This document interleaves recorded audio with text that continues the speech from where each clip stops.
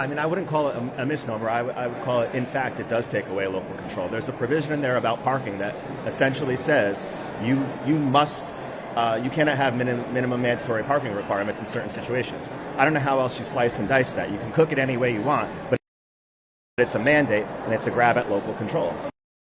What do you mean by minimum parking? So, for example, if you were to propose a housing development of perhaps 24 units, under the proposal, you would not necessarily, in certain circumstances, need to have minimum off-street parking. You could build that development without any off-street parking.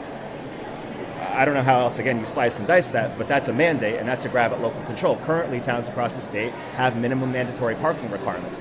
And as I read the bill, that applies to commercial and residential uses. So if you have a big box commercial entity come in, that's a development. You cannot have minimum mandatory parking requirements for that commercial entity. That's a terrifying thought. Do you want a big box store or a busy restaurant or some other type of commercial use coming in around the corner from you and you not being able to tell them that they have to have a certain amount of parking on premise? It's a ludicrous standard.